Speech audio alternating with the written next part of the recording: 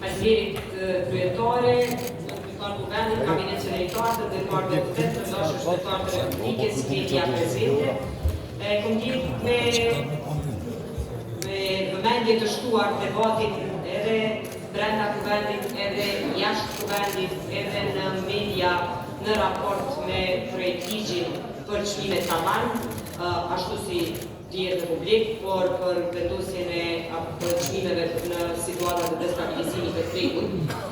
Dhe dy elemente në vazhdimsi kanë qenë temë ndoshta lehtësisht të keq interpretuara. E para, ose i pari element, ka të bëjë me mënyrën se si është interpretuar përcaktimi i çmimeve. Duke u synu ose duke u diskutu gjithmonë që ky ligj do i përcaktojë çmimet në gjithë tregun e Kosovës. Ky ligj, ose ky projekt ligji prezantuar para jush, është i parapar të aktivizohet vetëm në situata të destabilizimit të tregut dhe vetëm për 14 produkte që janë të specifikuara në këtë projekt ligj. Do të thotë janë produktet e shkortës bazë, të cilat synim e kanë mbrojtjen e kategorive më të rëndësishme në raport të ndryshimit të çmimeve. Do të thotë nuk është projekt ligj që i hyn listës së përgjithshme të produkteve në të gjitha marketet e Republikës dhe i përcakton çmimet. Jo, i përcakton vetëm listën e produkteve që janë të miratuara sipas projekt ligjit. Dhe në produkteve që derivojnë nga ato produkte, të cilat i miraton bordi. Dhe unë mendoj që kjo është një prej masave bazë për të ruajtur ose për të mbrojtur ata që kanë nevojë për mbrojtje. Gjithmonë do të jetë një seri shumë më e madhe e produkteve dhe kategorive që do të përcaktohen sipas çmimeve të tregut. Kjo e para. Dhe dyta, pavarësia e bordit, rrjedhimisht kompetencat e shtetit. Gjatë gjithë diskutimit, edhe sot, që e vrejta, po keni kontradikt me ato, apo e doni bordin e varur, apo të pavarur. A është kompetencë e qeverisë, apo nuk është kompetencë e qeverisë? Ja pse? Gjykata kushtetuese me gjykimin e vet ka thënë që nuk mundet qeveria të bëjë përcaktimin e çmimeve, të përcjellë implementimin edhe natyrisht të vendosë të përcjellë implementimin e asaj për shkak se janë disa ligje tjera në fuqi, por edhe mekanizma që duhet jetë të pavarur.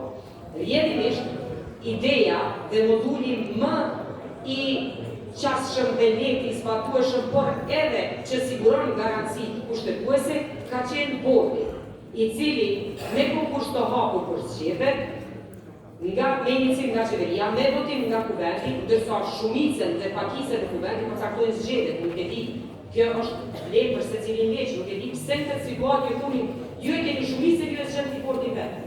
Natyrisht sikurse me gjitha ligje tjera. Kjo buron një procesi tjetër demokratik që janë zgjedhjet. Ne po flasim për formën e diskutimit dhe trajtimit të mirëfillt të një teme e cila më së paktu meriton të politizohet. Unë nuk kam asnjë dyshim që gjithë opozitë dëshironi të krijoni një mekanizëm mbrojtës për kategoritë më të rëndësishme në raport të ngritjes së çmimeve.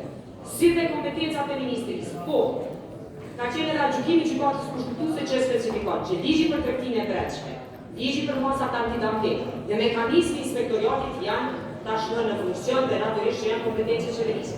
Por edhe ky përcaktim, i cili do të bëhet nga bordi, ofron qeveria një ndihmë në aspektin e sekretariatit, për shkak se s'mundi kemi një qasje ose informacion prej tjetër nga departamenti tregtisë dhe nga departamentet tjera që ministri.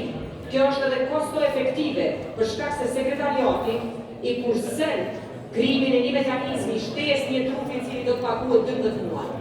Këta të angazhuar në kuadër të bordit, të votuar nga ky guvern, do të aktivizohen dhe do të paguhen vetëm për kohën sa do të punojnë nëse takohen.